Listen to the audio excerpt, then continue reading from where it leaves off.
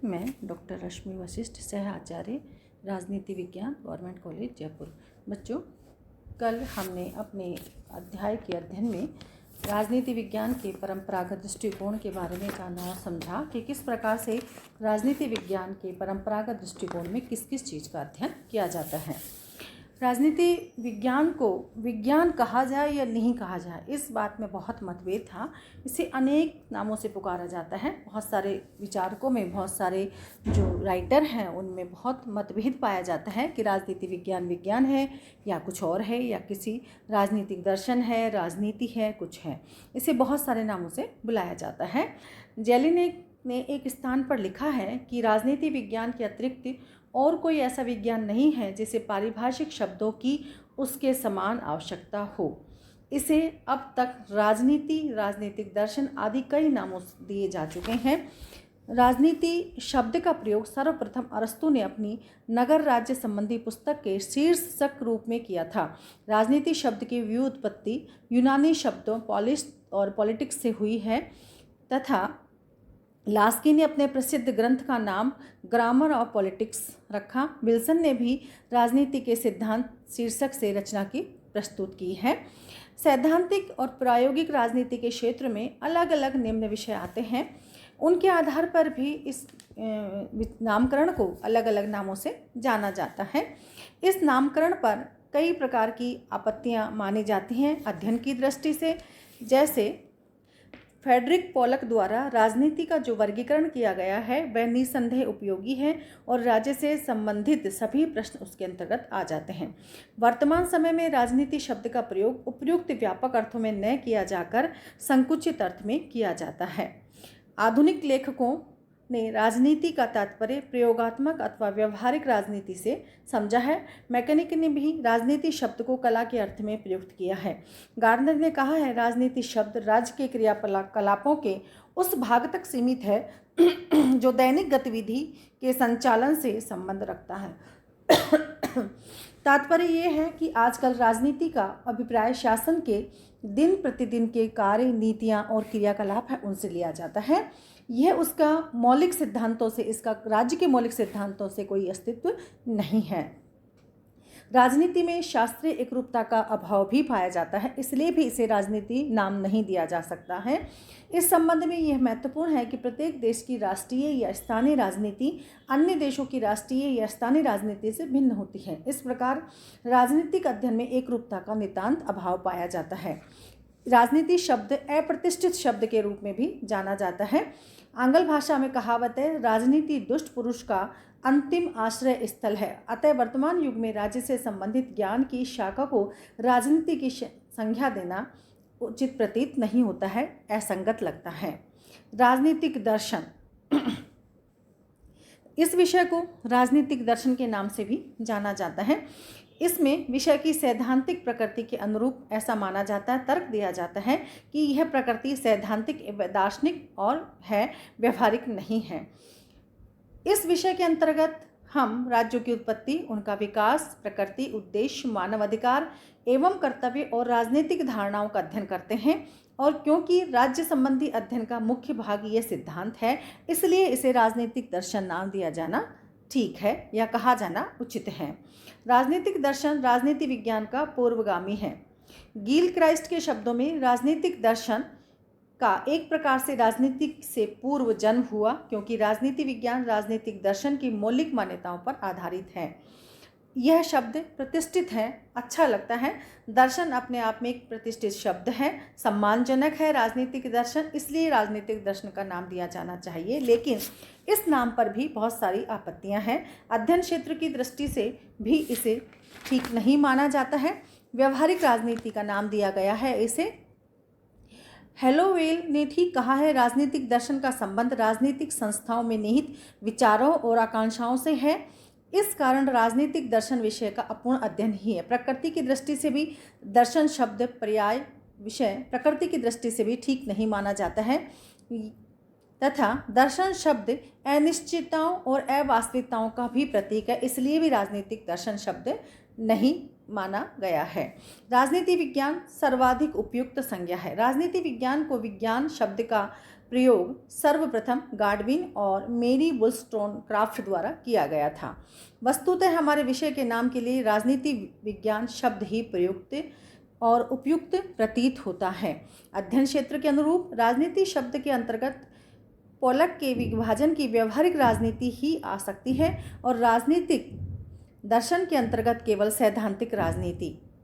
तो इस प्रकार राज्य की उत्पत्ति, स्वरूप, कार्यक्षेत्र से संबंधित विभिन्न विचारधाराओं का ही अध्ययन नहीं करते, वरन इसके साथ ही साथ यथार्थ राज्य सरकारों के संगठन एवं उन कार्यों का भी अध्ययन करते हैं। इसलिए इसे राजनीति विज्ञान का नाम दिया जाना चाहिए। विषय की प्रकृति के अनुकूल भी यह जो शब्द है वह उचित प्रतीत होता है।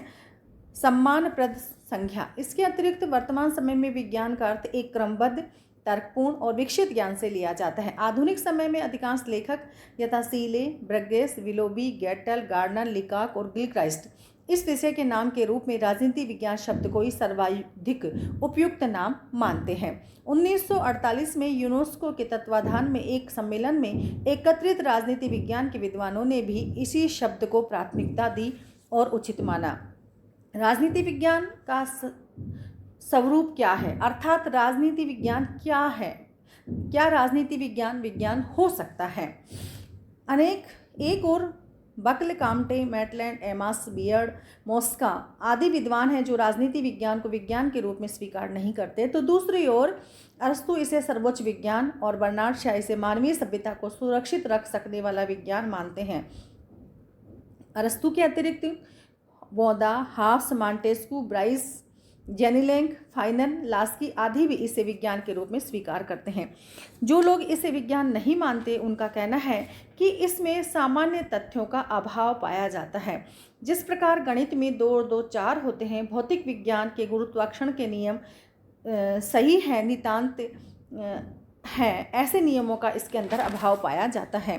कार्य और कारण के में निश्चित संबंधों का अभाव भी इस विज्ञान में पाया जाता है तथा पर्यवेक्षण एवं परीक्षण का अभाव भी है। इसके अंदर पदार्थ विज्ञानों में एक प्रयोगशाला में बैठकर हम कोई भी प्रयोग कहीं भी कर सकते हैं, लेकिन राजनीति विज्ञान में इस प्रकार के प्रयोग करना संभव प्रतीत नहीं होता है।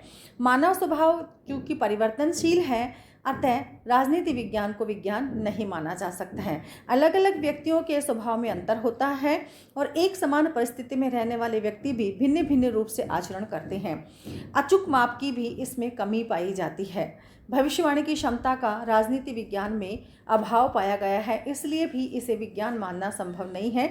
राजनीति विज्ञान में ये नहीं बतलाया जा सकता कि किसी निश्चित विचार का जनता पर क्या प्रभाव पड़ेगा या चुनाव में किस पक्ष को विजय और किस पक्ष को पराजय प्राप्त होगी।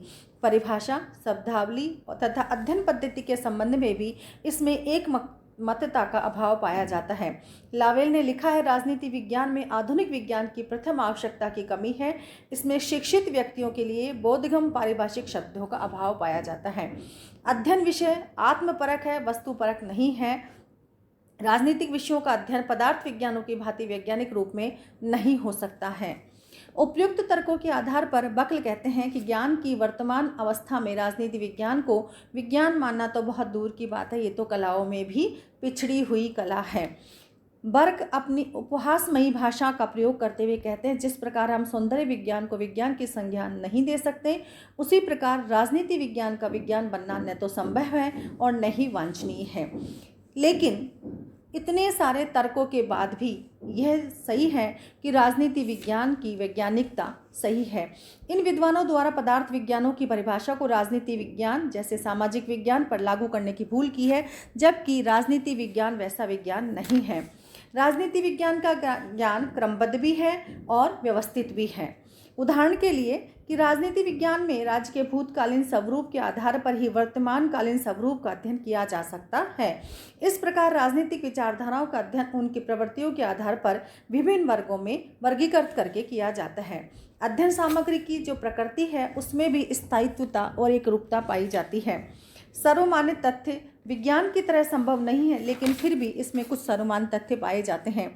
कार्य और कारण में भी आपस में संबंध होता है। निसंदेह पदार्थ विज्ञानों की भांति राजनीति विज्ञान में यह संभव नहीं है, फिर भी विशेष घटनाओं के अध्ययन से कुछ सामान्य परिणामों तो निकाले ही जा सकते हैं। पर्यवेक्षण और परीक्षण भी इसमें संभव हैं। लॉर्ड ब्राइस ने अपनी पुस्तक आधुनिक प्रजातंत्र और मॉन्टेस्क्यू ने अपनी पुस्तक की रचना में इस पद्धति का प्रयोग किया था। भविष्यवाणी की क्षमता अन्य विज्ञानों की भांति तो नहीं है, लेकिन फिर भी राजनीति विज्ञान में प्राकृतिक विज्ञानों की भांति भविष्यवाणियां की जा सकती हैं।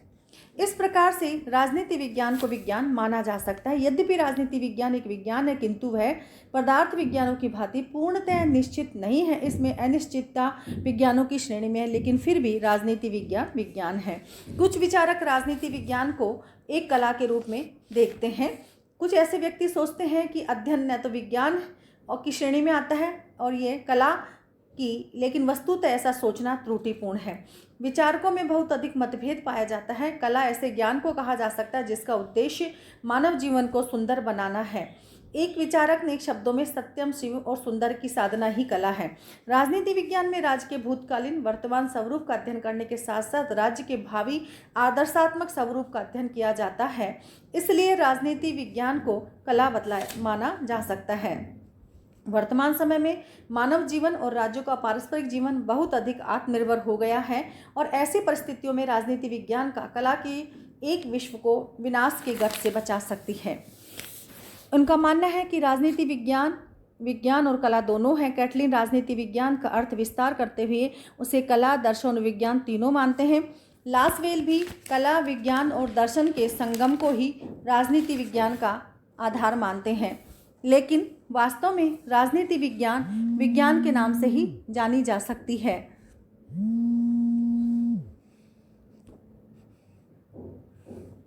राजनीति विज्ञान को विज्ञान मानना ही उचित लगता है। मुनरो, स्मिथ, बर्गेस, जेनिलेक, लीवर, सीले आदि अनेक लेखक राजनीति विज्ञान का एक वचन में प्रयोग ही शुद्ध मानते हैं। स्वयं अपने विचारों से भी अपने अध्ययन विषय के लिए राजनीति विज्ञान की संज्ञा ही सर्वाधिक उपयुक्त प्रतीत होती